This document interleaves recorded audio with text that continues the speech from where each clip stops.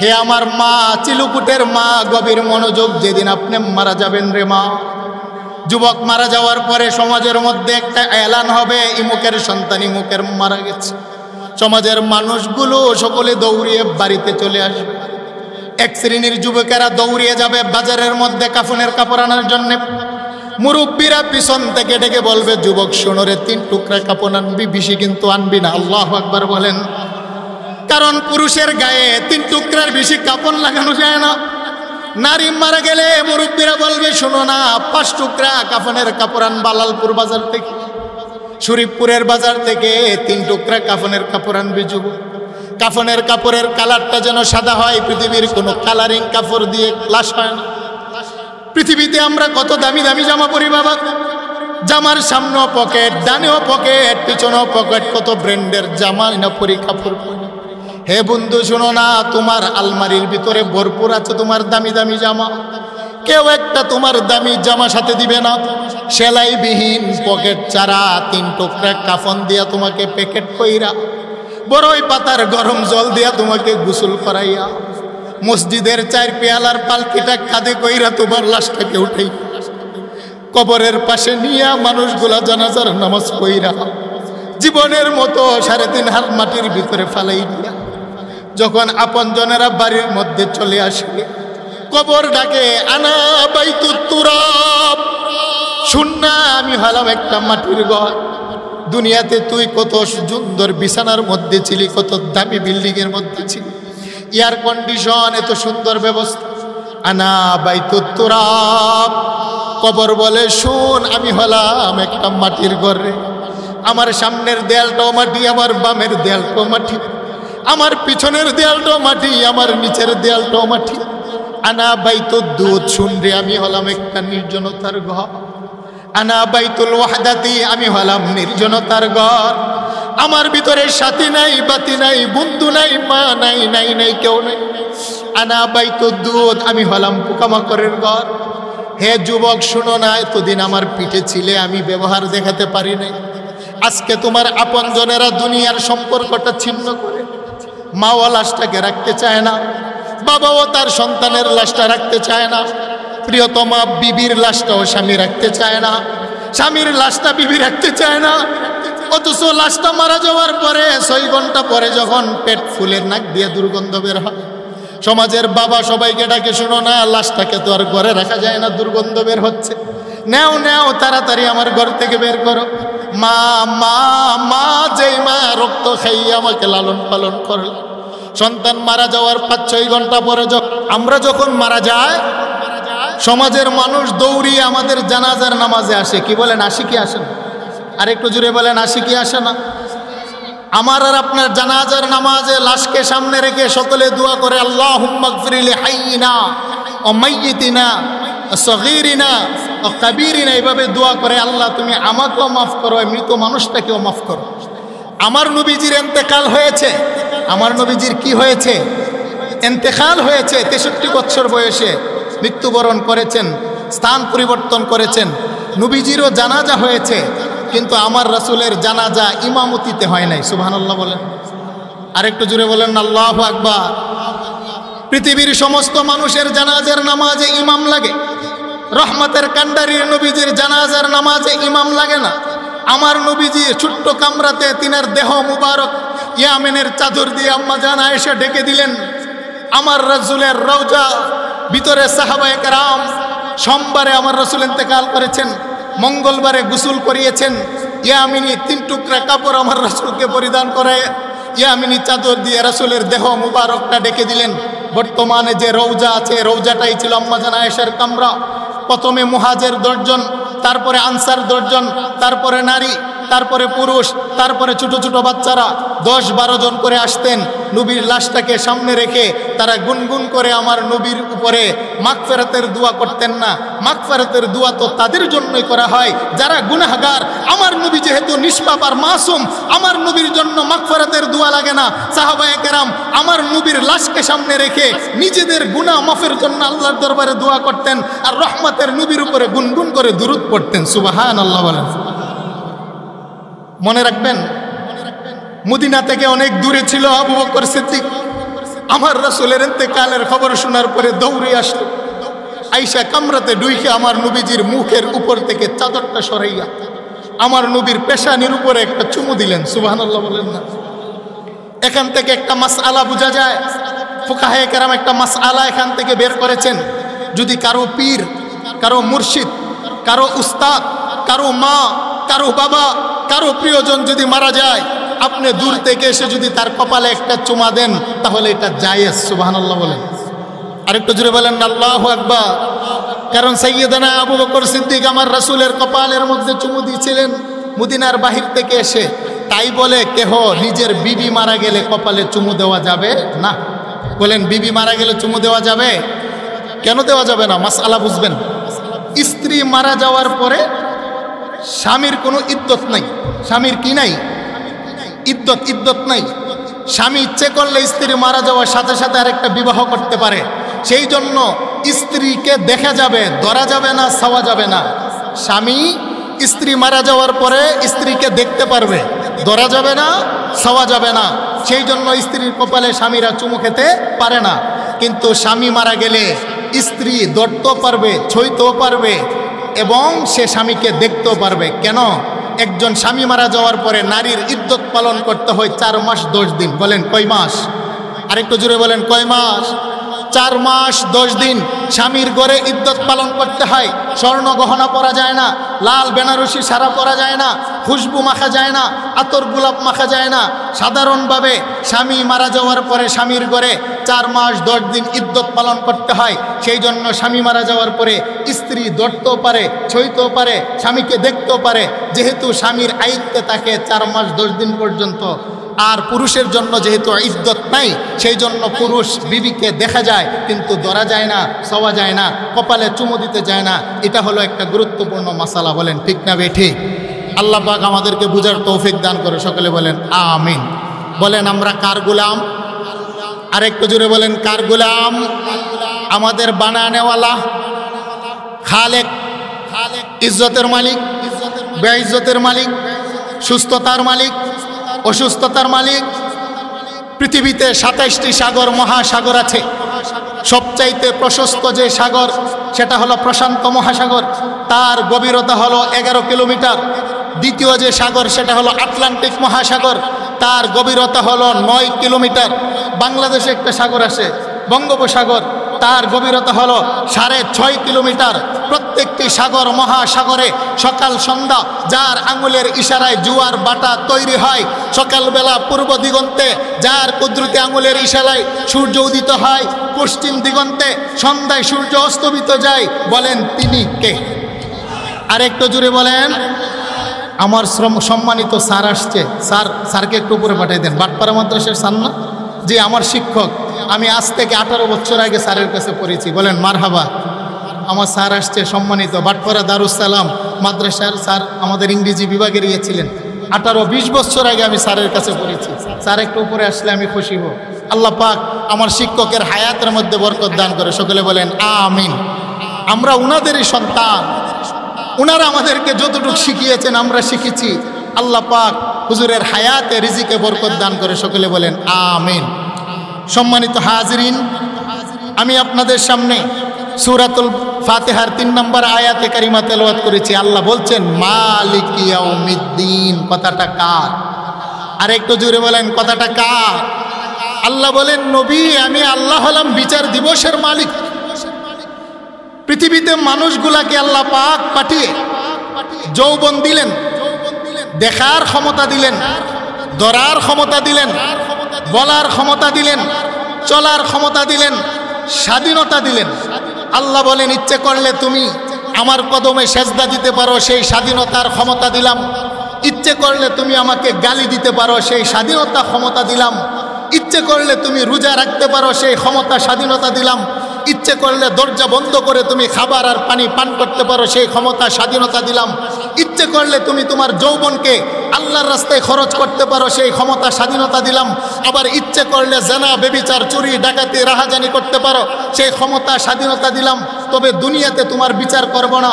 দুনিয়া হলো দারুল আমল, আমলের জায়গা। বান্দারে মনে রাখো, একটা দিন আখেরি দিন হবে, যেই দিন আমি আল্লাহর সামনে তোমাকে দাঁড় হতে হবে। সেই দিন তুমি হবে আসামি, আমি আল্লাহ হব বিচারক। সেই দিন তুমি হবে আসামির কাঠগড়ায়, আমি আরশের মালিক হবে বিচারকের চেয়ারে। কথাটা কার? আরেকটু জুড়ে বলেন, কথাটা কার? আল্লাহ। আল্লাহ বলেন মালিক ইয়াউমিদ্দিন, সেই বিচার দিবসের মালিক হলাম আমি। আরেকটু জুড়ে বলেন আল্লাহ। আল্লাহ বলেন আকাশটারও মরণ হবে। মরণ মানে ধ্বংস। মানুষের যেমনি ভাবে জীবনের শেষ সমাপ্তি আছে, ধ্বংস হয়, মরণ হয়। আল্লাহ বলেন আমার 7টি আকাশেরও একদিন মরণ হবে রে, 7টি জমিনেরও একদিন মরণ হবে। আকাশের ফেরেশতারাজির মরণ হবে, গর্তের পিপিলিকা সাগরের মাছের মরণ হবে। একজনের মরণ নাই, লয় নাই, হয় নাই, হাইয়ুন লা ইয়ামুত। চিল্লায়া বলেন তিনি কে? আরেকটু জুড়ে বলেন কুল্লু মান আলাইহা ফান ওয়া ইয়াবকা ওয়াজহু রাব্বিকা যিল জালালি ওয়াল ইকরাম। আল্লাহ বলেন মানুষের যেমনি ভাবে মরণ আছে, হয় আছে, লয় আছে, আকাশেরও মরণ আছে, হয় আছে, লয় আছে, হয় নাই, লয় নাই, শুরু নাই, শেষ নাই। হুয়া আউয়াল, হুয়া আখির, হুয়া যাহির, হুয়া বাতিন। আগেও ছিলাম, এখনো আছি, ভবিষ্যতে থাকবো। চিল্লায় বলেন তিনি কে? আরেকটু জুড়ে বলেন আল্লাহ বলেন কুল্লু নাফসিন যায়িকাতুল মাউত। মরণ, মরণ, মরণ, মরণের পিয়ালা গুলাম তোমাকে পান করতেই হবে। যতই তুমি পালাও বাঁচতে পারবে। कैसे कैसे खूबसूरत रानिया शहजादिया, कैसे कैसे खूबसूरत रानिया शहजादिया, तन बदन सब गल गई है, शक्ल सूरत क्या हुई। यही हम सब मुसाफिर है, वही आखिर ठिकाना, कोई आगे रवाना है, कोई पीछे रवाना। হে আমার এলাকার চিলকুটের মানুষ, গভীর মনোযোগ স্মরণ করে শুনবেন। পৃথিবীতে বড় বড় রাজা মহারাজা ছিল, জান্নাত তাদের কবরের পাশে। তারা সকালবেলা স্বর্ণের চামচ দিয়ে খাবার খেতেন, গোলাপ জলের পানি দিয়ে তারা সকালবেলা বাবা গোসল করতেন। তাদের রানী মহারানী, তাদের কোনো কিছু অভাব ছিল না।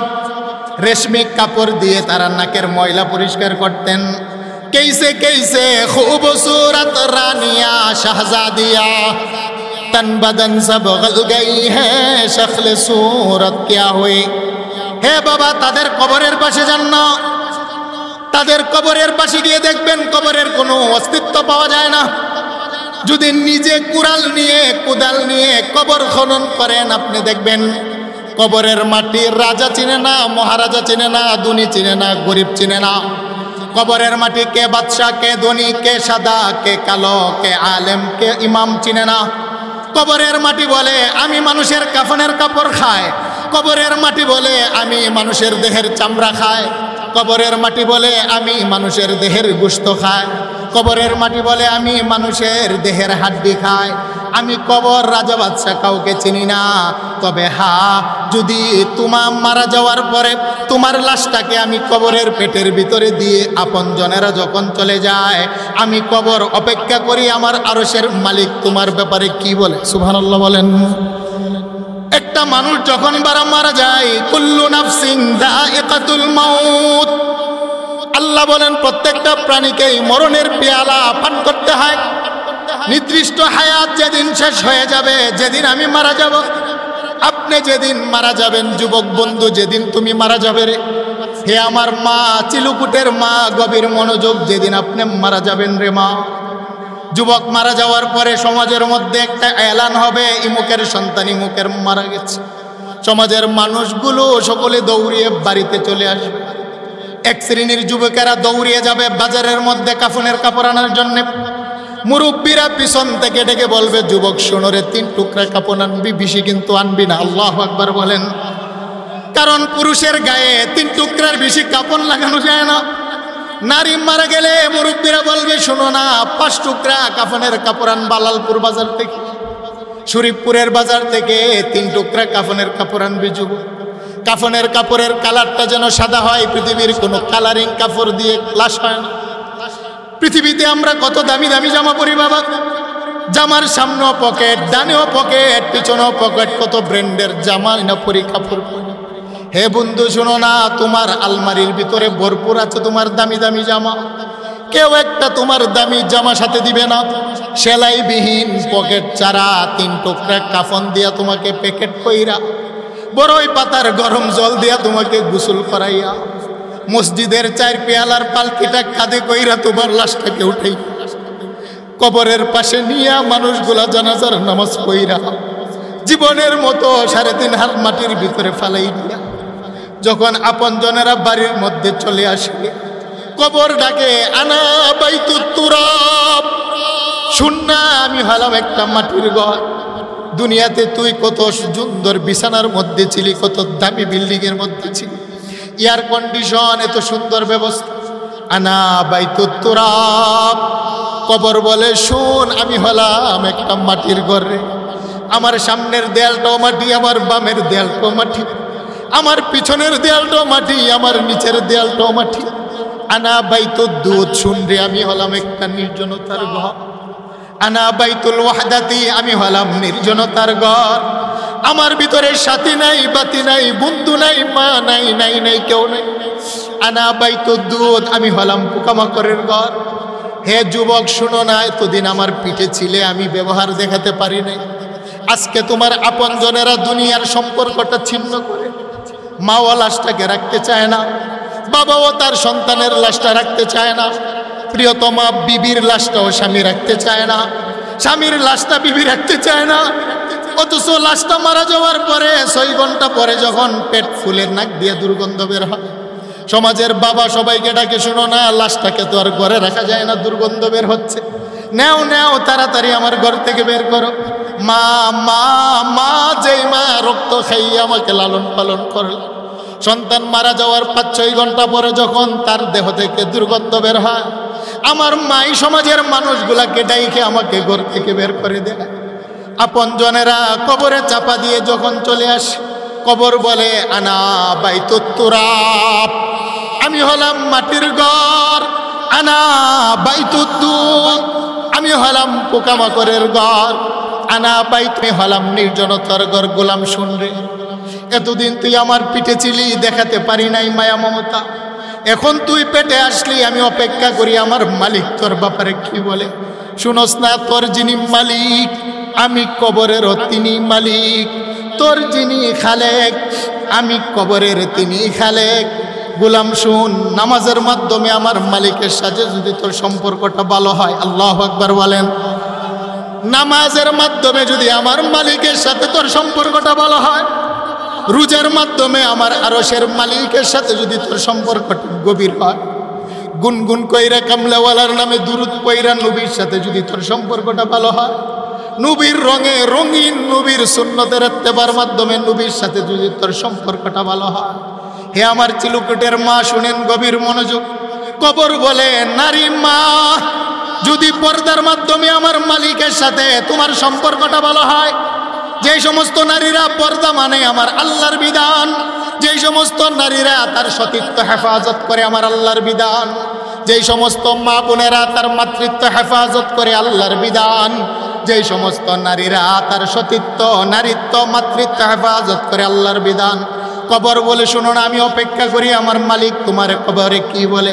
আমার আল্লাহ যদি বলে কবর রে, সে আমার গোলাম ফজরের নামাজে আমাকে ভুলে নাই, সেজদায় পয়রা সুবহান বলে বারবারে আমাকে ডাকতো, সুবহান রাব্বিয়াল আ'লা, সুবহান রাব্বিয়াল আ'লা। ফজরের সময় সেজদায় পয়রা সুবহান বলে আমাকে ডাকতো, জোহরে সেজদায় পয়রা আমাকে সুবহান বলে বারবারে ডাকতো, আসরে মাগরিবে আশাতে সেজদায় পয়রা পয়রা বারবারে সুবহান বইলা বইলা আমাকে ডাকছে। এরে কবর সাবধান, তার উপরে তুই কোনো তোর রাগার গুসা দেখাবি না। আমি আল্লাহ ঘোষণা দিলাম, এই গোলামটা ফজরও আমি আল্লাহকে ভুলে নাই, জোহরেও আমি আল্লাহকে ভুলে নাই, আসরও আমি আল্লাহকে ভুলে নাই, মাগরিবে আমি আল্লাহকে ভুলে নাই, এশাতেও আমি আল্লাহকে ভুলে নাই। নামাজের মধ্যে দাঁড়াইয়া আলহামদুলিল্লাহি রাব্বিল আলামিন, রবের নাম রুকুর মধ্যে গিয়ে সুবহান রাব্বিয়াল আযীম আমার রবের নাম, সিজদার মধ্যে গিয়ে সুবহান রাব্বিয়াল আ'লা আমার রবের নাম, রব্বানা লাকাল হাম রুকু থেকে দাঁড়ানোর সময় আমার রবের নাম, মোনাজাত ধরে রব্বানা যালামনা সেখানেও আমার রবের নাম। আল্লাহু আকবার বলেন। আল্লাহ বলেন গোলাম আমার বান্দা বান্দি দৈনিক শত শতবার রব বলে বলে আমাকে ডেকেছে। সাবধান, আমি আল্লাহ ঘোষণা দিলাম সে আমার প্রকৃত বান্দা। আমার বান্দার ব্যাপারে আমি আল্লাহ নিজেই স্বীকৃতি দিলাম। সুবহানাল্লাহ। আরেকটু জোরে বলেন না আল্লাহু আকবার।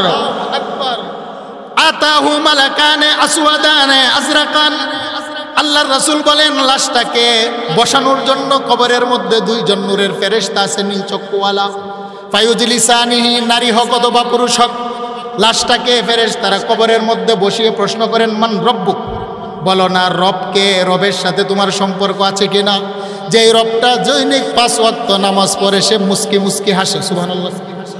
আরেকটু জোরে বলেন আল্লাহু আকবার। যেই মানুষটা 5 ওয়াক্ত নামাজ পড়ে সে মুস্কি মুস্কি হাসে। ফেরেশতা প্রশ্ন করে আমি তোমাকে রবের প্রশ্ন করলাম, জবাব দাও, তুমি হাসো কেন? গোলাম বলে ফেরেশতা কোন রবের প্রশ্ন করো? যেই রবের কথা ফজরে বলি নাই, জুহরে বলি নাই, রুকুতে বলি নাই, সেজদাতে বলি নাই, সেই রবের প্রশ্ন করো। তুমি এসেছো আরশ আযীম থেকে আর আমি আসছি 3.5 হাত মাটির উপর থেকে, আমি কি রব বলে গিয়েছি? জবাব নাও, আমার রব হলেন রব্বি আল্লাহ। আল্লাহ। দ্বিতীয় প্রশ্ন করে ওমান দীনুক, তোমার ধর্ম কি? সে বলে ইন্নাদ দীনা ইনদাল্লাহিল ইসলাম, দীনি আল ইসলাম, আমার রবের মনোনীত ধর্ম ইসলামের অনুসারী ছিলাম। হিন্দু ছিলাম না, বৌদ্ধ ছিলাম না, খ্রিস্টান ছিলাম না, ইহুদি ছিলাম না, সূর্যের পূজারী ছিলাম না, মূর্তির পূজারী ছিলাম না। জীবনে সেজদা দিয়েছি তো দিয়েছি একজনকে। চিল্লায় বলেন তিনি কে? আরেকটু জুড়ে বলেন। আমার নবীকে দেখিয়ে প্রশ্ন করবে মা হাদার রাজুল আল্লাযী বুইসা ফীকুম, এই মানুষটাকে চিনো কিনা? যেই মানুষটা দাড়িওয়ালা, যে মানুষটা টুপিওয়ালা, যে মানুষটা নবীর সুন্নতওয়ালা, জীবনের প্রত্যেকটা কাজে বিসমিল্লাহ নবীর সুন্নত বলে বলে শেষ করে, ওই মানুষটা দেখেই বলবেন হা হা, নবীর সাথে আমার কোনো মুলাকাত হয় নাই। 1500 বছর পরে আমি দুনিয়াতে এসেছিলাম, নবীর বংশের সাথে আমার মিল ছিল না, নবীর ভাষার সাথে আমার মিল ছিল না। নবী ছিলেন কুরাইশ বংশের সন্তান, আমি ছিলাম সাধারণ এক বংশের সন্তান। নবী হলেন কুরাইশের ছেলে, আমি হলাম গুলামের ছেলে। গুলাম, ভাষার মিল নাই, জমানার মিল নাই, দেশের মিল নাই, স্বভাবের মিল নাই, চেহারার মিল নাই। কিন্তু 1500 বছর পর দুনিয়াতে আইসা কামলেওয়ালার ভালোবাসা অন্তরে প্রেম আর মহাব্বত জায়গা দিয়া নবীর রঙে রঙিন হইয়া মুখে দাঁড়িয়ে রাখলাম নবীর প্রেম। নবীর রঙে রঙিন হইয়া মাথায় টুপি দিলাম নবীর প্রেম। নবীর রঙে রঙিন হইয়া দেহে জুব্বা জড়াইলাম নবীর প্রেম। নবীর রঙে রঙিন হইয়া 5 ওয়াক্ত নামাজ পড়ি নবীর প্রেম। হুয়া সাইয়্যিদুনা শাহীদুনা রাসূলুনা হাদিয়ুনা, হা হা, তিনি তো আমার নবী মুহাম্মদুর রাসূলুল্লাহ সাল্লাল্লাহু আলাইহি ওয়াসাল্লাম। মুসলিম শরীফ।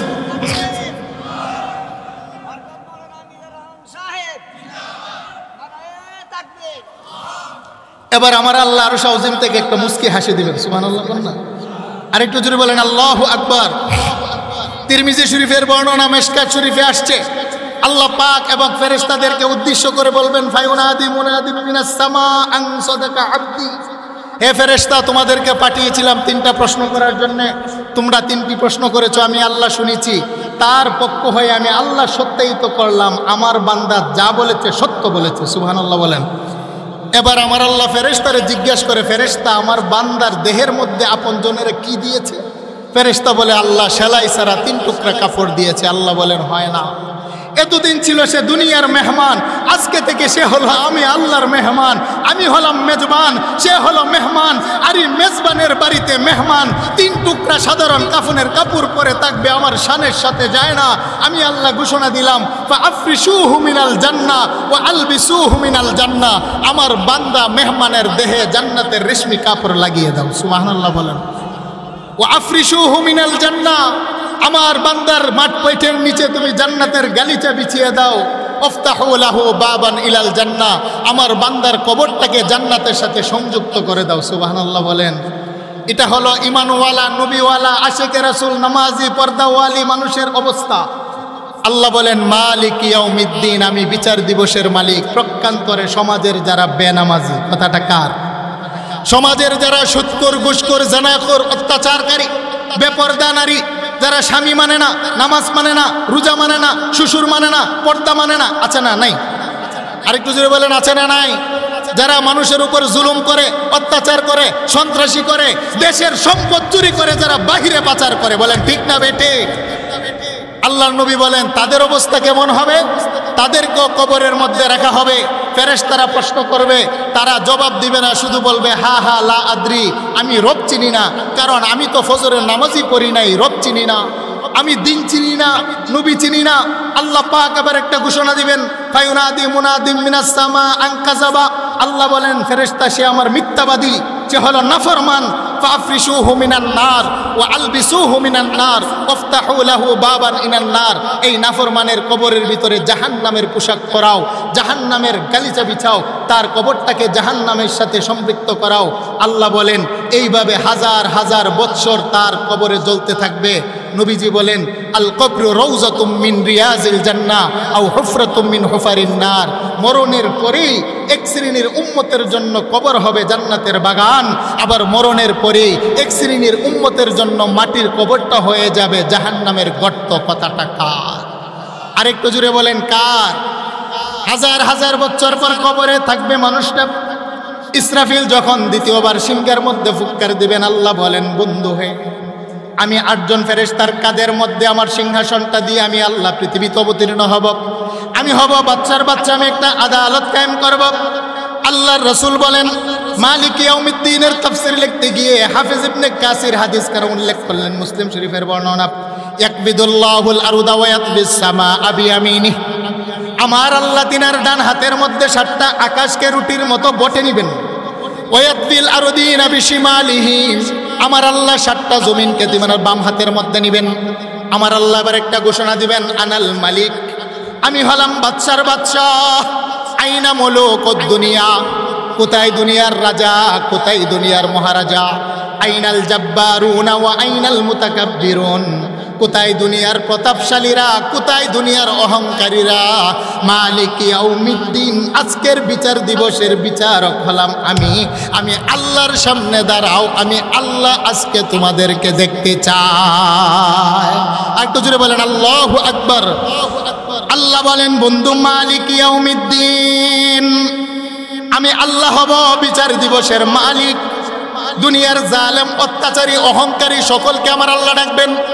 আইনাল জাব্বারুন ওয়া আইনাল মুতাকাব্বিরুন, কোথায় রে দুনিয়ার ক্ষমতাশালীরা, ক্ষমতার চেয়ার পাওয়ার কারণে সাধারণ মানুষের উপরে জুলুম আর অত্যাচার করেছিলে, আজকে আমার সামনে দাঁড়াও, আমি আল্লাহ ইনসাফের বিচার করব, আমি জুলুম করব না।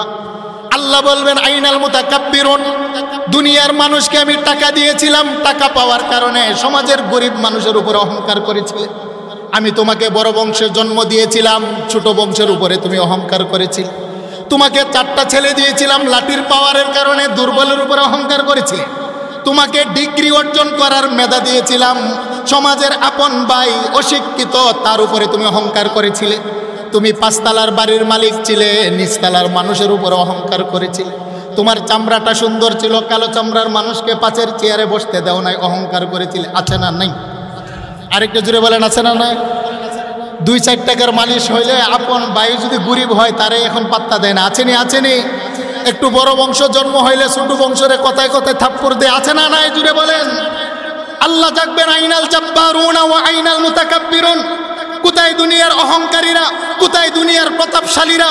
মালিক ইয়াউমিদ্দিন, আজকের দিনের বাদশা ইনসাফগার, আমি আল্লাহ বিচারের আদালতে বসেছি, তোমরা দাঁড়াও, আমি আল্লাহ ইনসাফের বিচার করব। নবী বলেন দুনিয়ার কোনো রাজা মহারাজা দূরের কথা আল্লাহর সামনে দাঁড়াবে, সমস্ত পয়গম্বরগণ পর্যন্ত 2 হাত আকাশের দিকে উঠিয়ে বলবে নাফসি নাফসি নাফসি, মালিক আমাকে বাঁচাও, আমাকে বাঁচাও, আমাকে বাঁচাও। বলেন আল্লাহু আকবার। আল্লাহ পাক প্রত্যেকটা মানুষকে তার কবর থেকে উঠাবেন। বুখারীর বর্ণনা, ইউহশারুন নাসু ইয়াউমাল কিয়ামাতি হুফাতান উরাতান গুরলা। আমার নবী বলেন উম্মত শুনো রে, আমার আল্লাহ প্রত্যেকটা মানুষকে আপন আপন কবর থেকে উলঙ্গ করে দাঁড় করাবেন। একটা মানুষ মায়ের পেট থেকে ভূমিষ্ঠ হলে যেমনি ভাবে খতনাবিহীন উলঙ্গ দেহের মধ্যে জামা থাকে না, নারী বলেন আর পুরুষ বলেন প্রত্যেকটা মানুষকে আপন আপন কবর থেকে আমার আল্লাহ বস্ত্রবিহীন দাঁড় করাবেন। পুরুষগুলার কোনো খতনা থাকবে না, খতনাবিহীন অবস্থায় দাঁড়াবে। আম্মা জান আয়েশা বললেন, ইয়া রাসূলুল্লাহ ইয়া হাবিবাল্লাহ আর-রিজালু ওয়ান-নিসাউ জামিআ ইয়ানজুরু বাযুহুম ইলা বায। বুখারীর বর্ণনা, নবী গো হাজার হাজার নারী পুরুষ দাঁড়াবে, রাজা মহারাজা পৃথিবীর কোটি কোটি মানুষ উলঙ্গ অবস্থায় যদি দাঁড়ায় ইয়া রাসূলুল্লাহ, সেখানে নারী থাকবে, পুরুষ থাকবে, সন্তান থাকবে, বাবা থাকবে, রাজা থাকবে, প্রজা থাকবে। ইয়া রাসূলুল্লাহ, একজন মানুষের দৃষ্টি কি আরেকজন নারী পুরুষের লজ্জাস্থানের দিকে তাকাবে না? আমার নবী বলেন, ইয়া আয়েশা তু আল আমরু আশাদ্দু মিন আইয়ানজুরা বাযুহুম ইলা বায। হেরে আয়েশা, এমন একটা পরিস্থিতি আমার আল্লাহ কায়েম করবে, কে রাজা, কে প্রজা, কে নারী, কে পুরুষ, কে মা আর কে সন্তান, কার দেহের ভিতরে জামা আছে আর কার দেহের ভিতরে জামা নাই রে আয়েশা, সে খেয়ালটুকু মানুষে হারিয়ে ফেলবে। লা তাজুলু কাদামা ইবনে আদম ইয়াউমাল কিয়ামাতি মিন ইনদি রাব্বিহি হাত্তা ইউসআলা আন খামসিন। তিরমিজি শরীফের বর্ণনা, নবী বলেন প্রত্যেকটা মানুষকে দুইটা পায়ের পাতার উপরে আল্লাহ দাঁড় করাবেন। আল্লাহু আকবার বলেন। আমার আল্লাহ প্রত্যেকটা মানুষের পায়ের পাতার উপরে দাঁড় করাবেন। কতদিন দাঁড় করাবেন? আল্লাহ বলেন একদিন। কেমন একদিন? দুনিয়ার 24 ঘন্টার একদিনের মতো একদিন নয়। আল্লাহ বলেন ফি ইয়াউমিন কানা মিকদারুহু 50 আলফা সানা। দুনিয়ার 50,000 বছর একত্রিত করলে যেমন একটা দিন হবে রে, এমন একটা দিন আমি আল্লাহ দুইটা মানুষকে পায়ের পাতার উপরে দাঁড় করাবো। ডানেও যেতে পারবে না, বামেও যেতে পারবে না, সামনেও যেতে পারবে না, পিছনেও হাঁটতে পারবে না। আমার আল্লাহ পাক প্রত্যেকটা মানুষকে দুইটা পায়ের পাতার উপরে উলঙ্গ অবস্থায় দাঁড় করাইয়া আমার আরশের মালিক বিচারক হইয়া তিনি 5টা প্রশ্ন ছুড়ে দিবেন।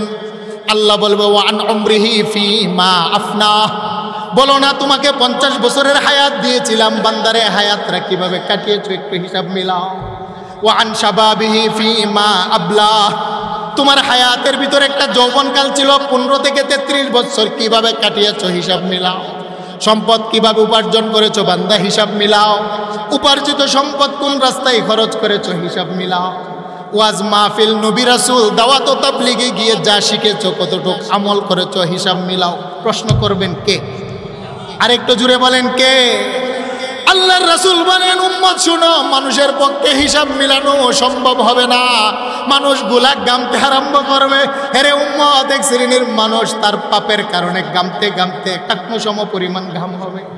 এক শ্রেণীর মানুষের পাপের ঘাম হবে তার হাঁটু সম পরিমাণ। এক শ্রেণীর মানুষের দেহের ঘাম হবে তার কোমর সম পরিমাণ। এক শ্রেণীর মানুষের ঘাম হবে তার গলা সম পরিমাণ। মানুষগুলা হাই হুতাশ করতে আরম্ভ করবে। আল্লাহ বলেন মালিক ইয়াউমিদ্দিন, সেই কঠিন বিচার দিবসের একমাত্র মালিক হব আমি আল্লাহ। পৃথিবীর কোনো বন্ধু বান্ধব আপনজন কেউ সেদিন তোমার পাশে আসবে না। প্রত্যেকটা মানুষ জীবনের হিসাব নিয়ে সেদিন পেরেশানির মধ্যে থাকবে। বাঁচাও বাঁচাও বাঁচাও বাঁচাও মালিক হে। আমি তো জীবনে পাপ করেছি, আজকে তো হিসাব মিলানো সম্ভব। সকালবেলা কি দিয়ে নাস্তা খেয়েছি পরের দিন জিজ্ঞেস করলে বলতে পারি না। গতকালকে দুপুরবেলা কয়টা তরকারি দিয়ে খাবার খেয়েছি আজকে জিজ্ঞেস করলে বলতে পারি না।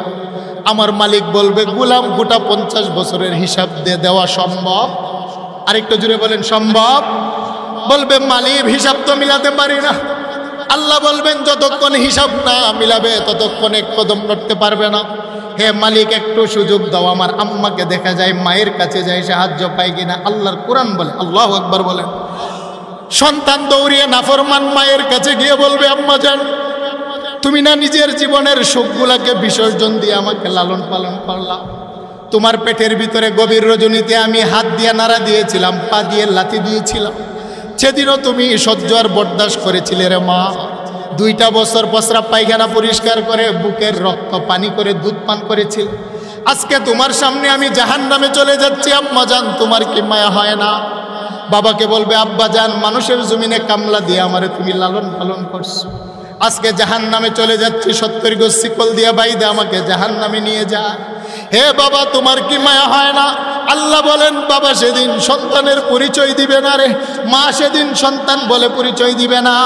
ইয়াউমা ইয়াফিরুল মারউ মিন আখি ওয়া উম্মিহি ওয়া আবি ওয়া সাহিবাতিহি ওয়া বানি। ফাররা ইয়াফিরুর অর্থ হলো বেগে যাওয়া, পালিয়ে যাওয়া। আল্লাহ বলেন ফাররা ইয়াফিরু ইয়াউমা ইয়াফিরুল মারউ মিন আখি, আল্লাহ বলেন সেদিন আপন ভাই ভাইয়ের কাছ থেকে ভেগে জাগে পালিয়ে যাবে। কথাটা কার? আরেকটু জুড়ে বলেন কথাটা কার? আল্লাহ পাক আয়াতের ভিতরে আগে আখি ভাইয়ের শব্দ কেন উল্লেখ করলেন?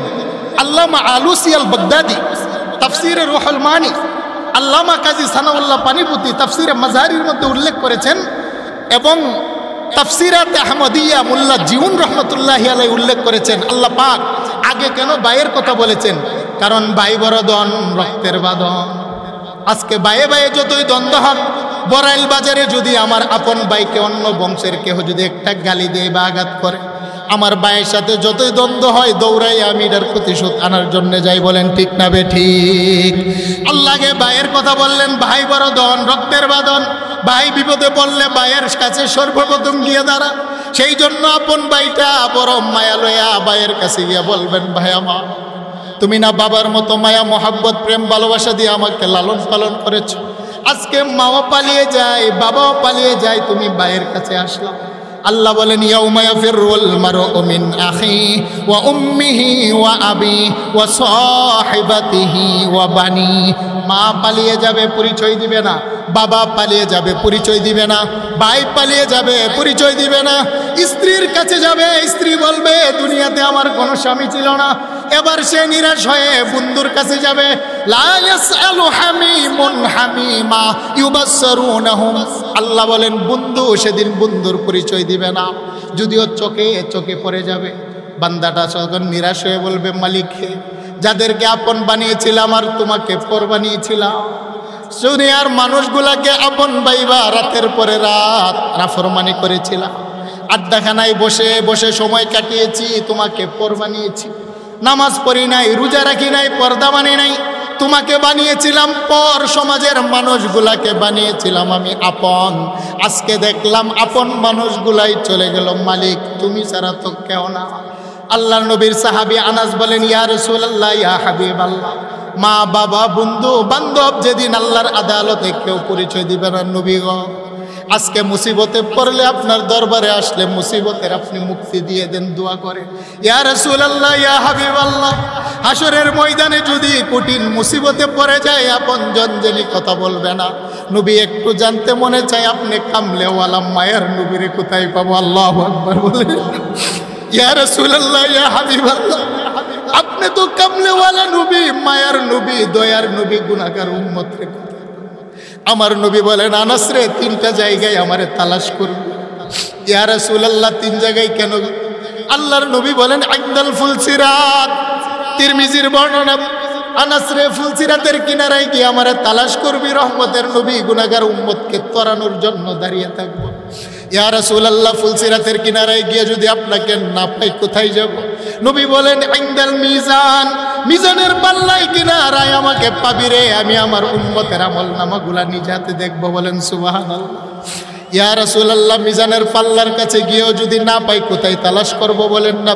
নবীজি 3 নম্বর শব্দ ব্যবহার করেন, ইনদাল হাউজ, হাউজে কাউসারের কিনারায় গেলে অবশ্যই আমি নবীর মোলাকাত পেয়ে যাবি।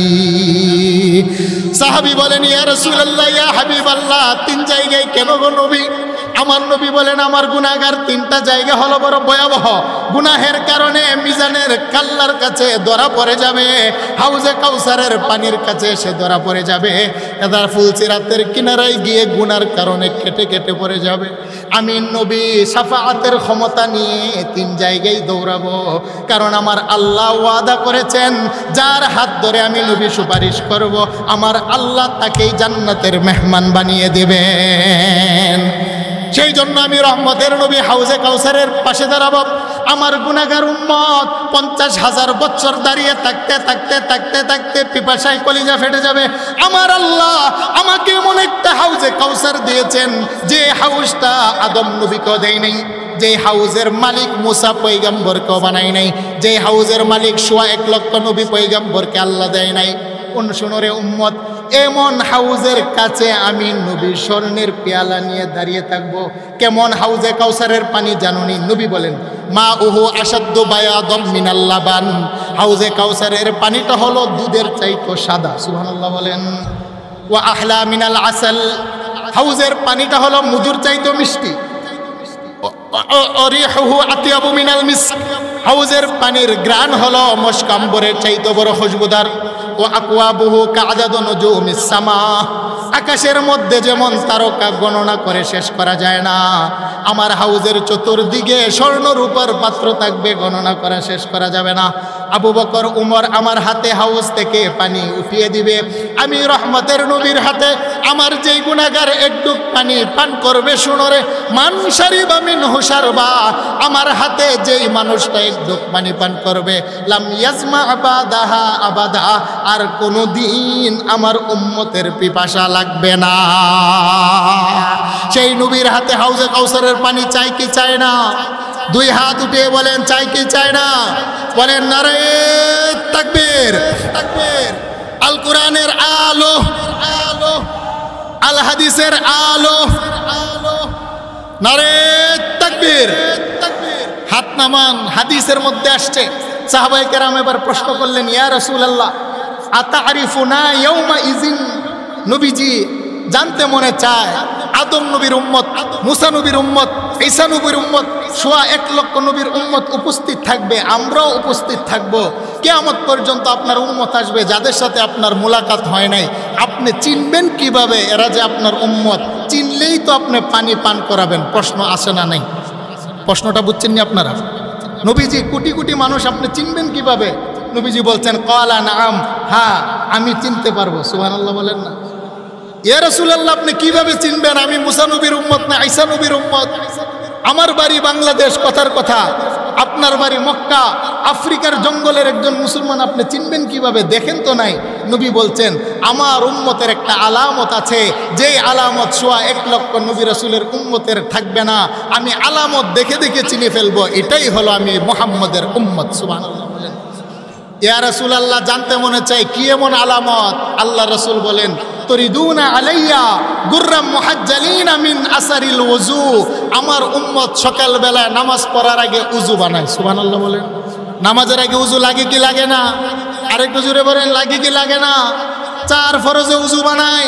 প্রথম চেহারা দৌত করে, তারপরে 2 হাত কোনি সহ দৌত করে, তারপরে মাথা মাসে করে, তারপরে পা টাকনে সম দৌত করে। আল্লাহ রাসূল বলেন আমার উম্মতের চেহারা যদি কালো হয়, বিশ্রী হয়, নাক মোটা ঠুট মোটা হয়, উজুর পানি দৈনিক 5 বার তার চেহারা হাতে মাথায় পায়ে লাগার কারণে উম্মতের কালো চামড়ার চেহারাটা পূর্ণিমার আকাশের চাঁদের মধ্যে কালো কালো দাগ দেখা যায় আর স্পট দেখা যায়। আমার গুনাহগার উম্মতের যার চেহারার ভিতরে পানি লাগে, উজুর পানি লাগে, তার চেহারাটা আমার আল্লাহ তো সুন্দর বানাবেন রে, তার চেহারার মধ্যে কোনো কালো দাগ আর স্পট থাকবে না। পূর্ণিমার চাঁদের চাইতে হাসরের ময়দানে কোটি কোটি গুণ বড় সুন্দর হয়ে যাবে। সুবহানাল্লাহ।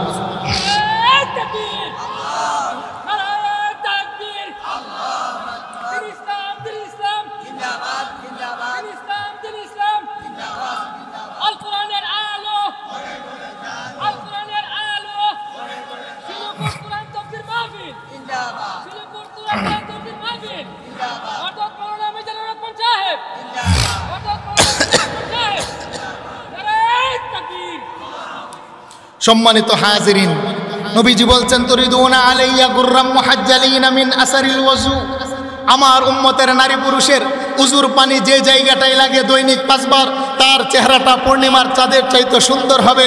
কোটি কোটি মানুষের চেহারা এমন সুন্দর হবে না। এটা আমি নবীর মুহাম্মদের উম্মতের বৈশিষ্ট্য। আয়েশা বলো না, 1 লক্ষ কালো গুড়ার ভিতরে একটা সাদা চাঁদ গুড়া যদি থাকে, সেই সাদা চাঁদের গুড়াটা চিনা যায়? আয়েশা বলেন ইয়া রাসূলুল্লাহ চিনা যায়। নবী বলেন কোটি কোটি উম্মতের ভিতরে আমার উম্মতের চেহারাটা পূর্ণিমার চাঁদের মতো চমকাবে। আমি নবী ধরে এনে এনে হাউজে কাউসারের পানি পান করে দেব। বলেন সুবহানাল্লাহ। চিলকুটের মানুষ বলেন না উজু করে কেন? ফুটবল খেলার জন্যে, ক্রিকেট খেলার জন্যে, চায়ের দোকানে যাওয়ার জন্যে, সিনেমা দেখার জন্যে, বাজারে যাওয়ার জন্যে উজু করে কেন? কেন কেন? নামাজের জন্যে। তাহলে বোঝা গেল উজু করে যারা, নামাজ পড়ে তারা, নামাজ পড়ে যারা, নবীর রহমতের হাউজে কাউসার পান করবে তারা। সুবহানাল্লাহ বলেন। বলেন ঠিক না বেঠিক? তাই নামাজ দরকার আছে না নাই? আল্লাহ বলেন মালিক ইয়াউমিদ্দিন, সেই কঠিন দিনের বিচার দিবসের মালিক কে? জুড়ে বলেন। আল্লাহ পাক এবার তিনার কুরসির মধ্যে বসবেন।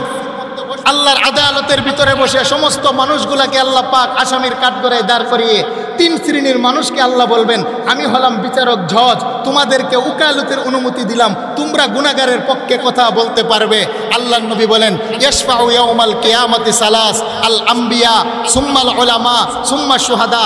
আল্লাহ হবেন বিচারক, উকিল হবে 3 প্রকারের মানুষ। তারা কারা বলতে গেলে আয়াতের তাফসীর বিশাল সময় দরকার। কারা কারা উকিল হবেন সেই জন্য আর সামনে যাচ্ছি না, হযরত চলে আসছেন।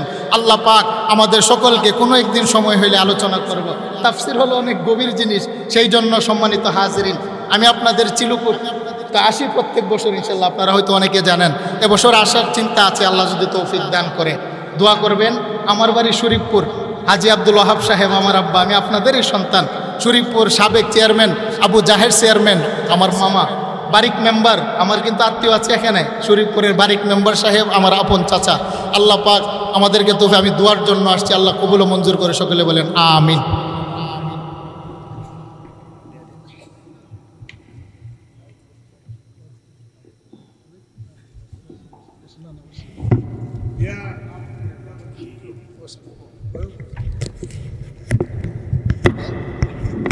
আচ্ছা আসতেছে।